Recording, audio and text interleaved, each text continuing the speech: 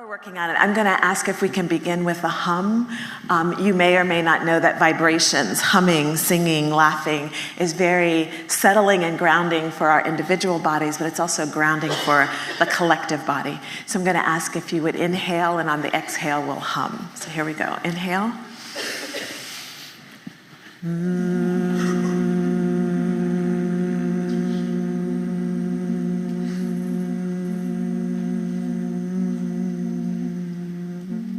Again, inhale.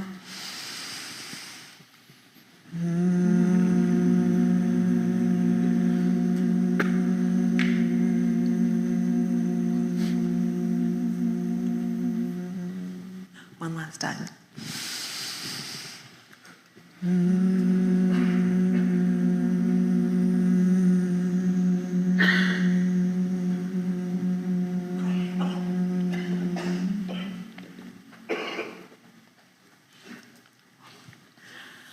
"Mom, it's ruined," my then 7-year-old screeched about her art piece. I asked her to show me the drawing disaster because I couldn't see it. I think she wanted to zig, but instead she zagged, and the line, the drawing, the entire piece of art was ruined. I knew this could be a teaching moment about self-compassion, reframing, and the power of the creative mind. So I said to her, artists don't make mistakes. We keep working until the disaster is better and sometimes even beautiful. What can you do with that disaster to make it better or beautiful?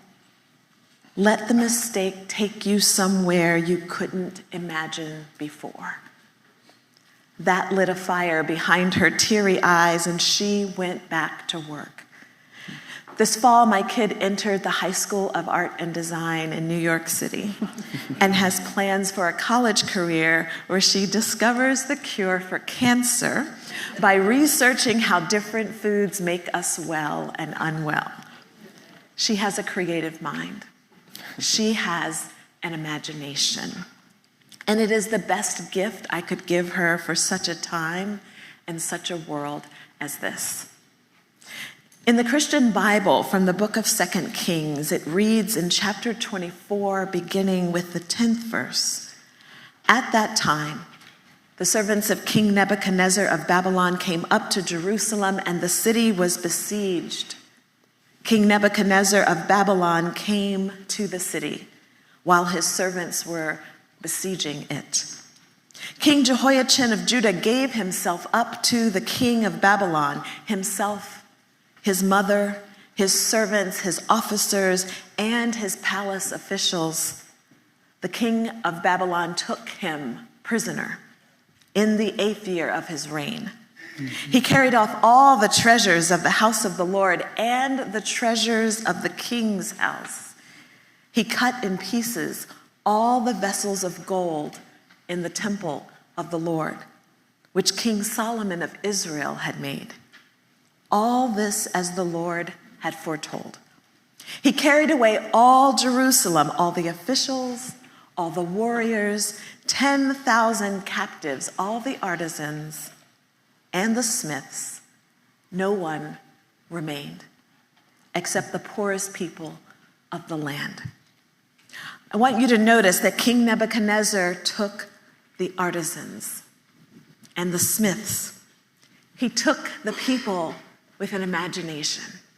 Why? Because as Reverend Dr. Renita Weems said, if you want to kill a revolution, kill the artists. The artisan is the one that traffics in the area of the spirit. And if you wound people's spirit, you destroy their will to rebuild, their will to make disasters better, and sometimes even beautiful. We are spirits, and those who have the power to command the spirit to move us to tears with their poetry and dance and visual spectaculars, they will heal us and help us imagine and build a new world. Dr. Weems says we can live without the military. We can live without the ruling elite. We can live without politicians, amen. But we cannot live without poets, without musicians, without dancers. We need creative minds. We need imagination to build us a new world. When my church was planning for this programming year, we knew that no matter how the election went, that 2024 would be difficult.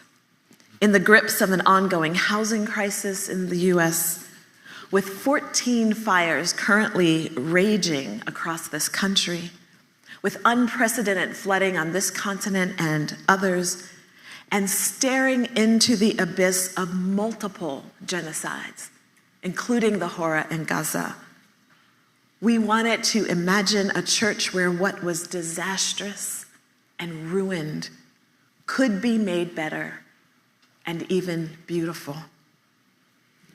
Our graphic designer, Jamil Dahani, created this image to kick off our new church year in September.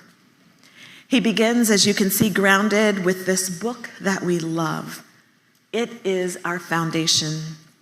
And you will see the waters of creation emerging from its pages, over which God's Ruach Spirit hovered at the start of this human experiment. And of course, our Christian story begins and ends with a tree.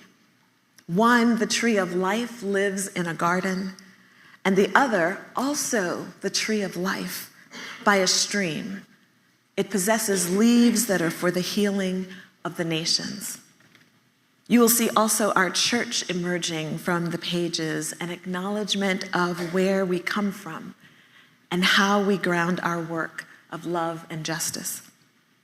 You want to take a deep breath when you see this image. You want to step into the story and be a part of its big, juicy possibilities. More than any words I could preach, this image takes the roof off our minds and opens our hearts. When my community looks at our nation, our discourse, our civic engagement, and they cry like my daughter, "Pastor, it's ruined," I say, look at this. Look at us. Look at our neighbors and imagine a church that will do and be together in a way that makes things better and maybe even beautiful. We love artists at Riverside Church.